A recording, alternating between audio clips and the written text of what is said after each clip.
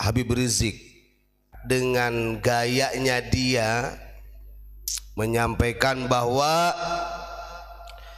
Syarif Hidayatullah atau Sunan Gunung Jati itu menikahi ibunya, gitu, menikahi Nyai Rara Santang, katanya putrinya dari Prabu Siliwangi. Kalau gak tahu sejarah gak usah ngomong.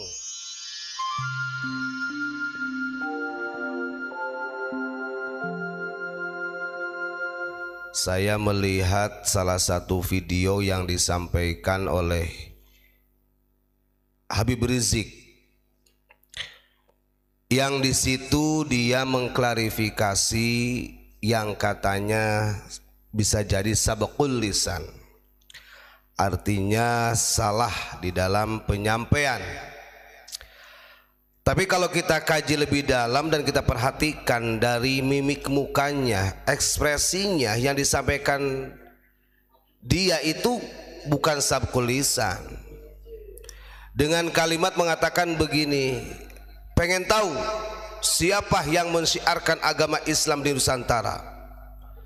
Beliau adalah putra dari Amir siapa? Amir Muhammad, Amir siapalah, yang kemudian menurunkan Wali Songo katanya. Dan kita tahu bahwa Wali Songo ini jalurnya kepada Alawi atau Ubaidillah.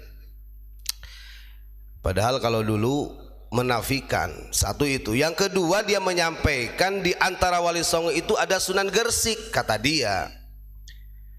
Yang mana Sunan Gersik ini punya anak namanya Sunan Ampel.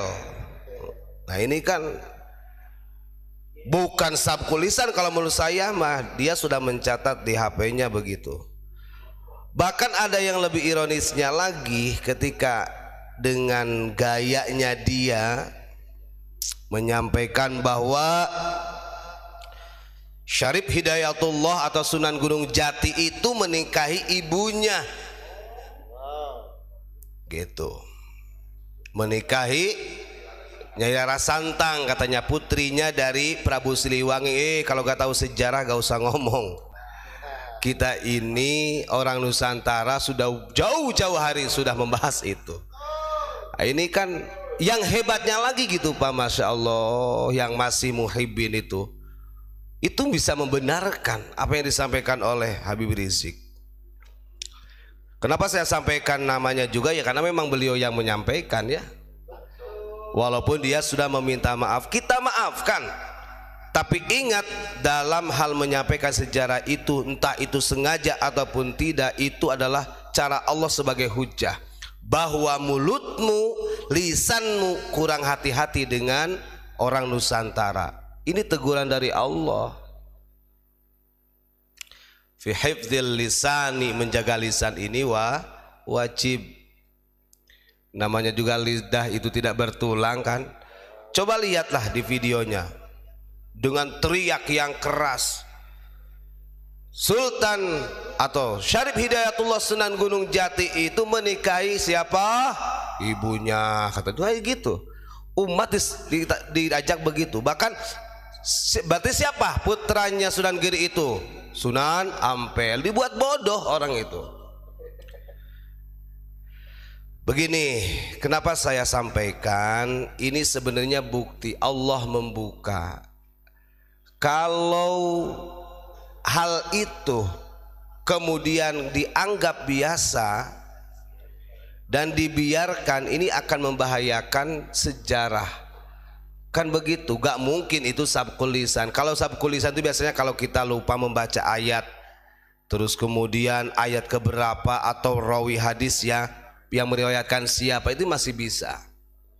Wong itu dia diulang-ulang kok Pak, diulang-ulang. Apalagi ini sejarah yang sudah diketahui oleh orang-orang secara umum. Nah ini adalah cara Allah untuk membuka lisannya. Makanya kan doa Rabbi shrahli sadri wa yassirli amri wahlul 'uqdatam min lisani yafqahu qawli, ini penting. Dan Allah yang mengeluarkan, karena sudah terbiasa keluar dari lisannya adalah perkataan-perkataan yang kotor dan provokasi, maka Allah hujah melalui lisannya di dalam menyampaikan sejarah kapok lah. Kan begitu. Dan saya kadang-kadang begini, ini kan miris. Kalau berbicara tentang masalah kemudian orang Sunda yang ada yang membela mati-matian, saya juga orang Sunda, saya kenal sama Habib Rizik, tahu saya. Tapi dalam hal masalah sejarah, bagaimanapun mereka pendatang tidak akan mungkin ingin mengetahui sedemikian rupa dalamnya sejarah-sejarah Nusantara.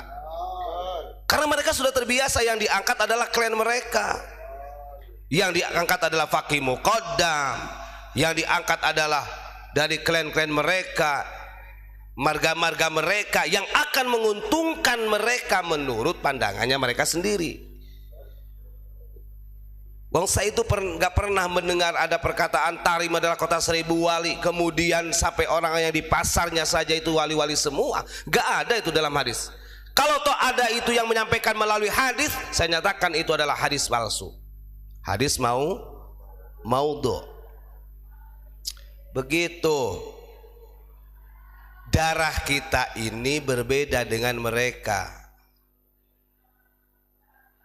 Jangan kemudian karena ini sudah tertanam di dalam pikiran masyarakat bahwa dia adalah cucu Nabi, dia adalah dzurriyyah Nabi, kemudian Anda membenarkan perkataan yang salah, membenarkan sejarah yang jelas-jelas salah. Kan begitu.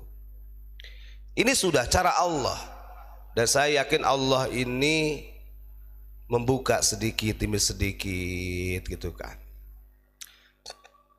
Nah, kalau kita berbicara tentang sekte, kan ada orang yang kadang-kadang sampai ini sektenya unik, sekte kesesatannya kan gitu ya. Berbicara tentang malah sekte. Padahal kalau orang yang bikin status seperti itu, Pak, orang yang bikin video sekte-sekte kesesatan, dia gak sadar dia sendiri terjerembab dalam kesesatan.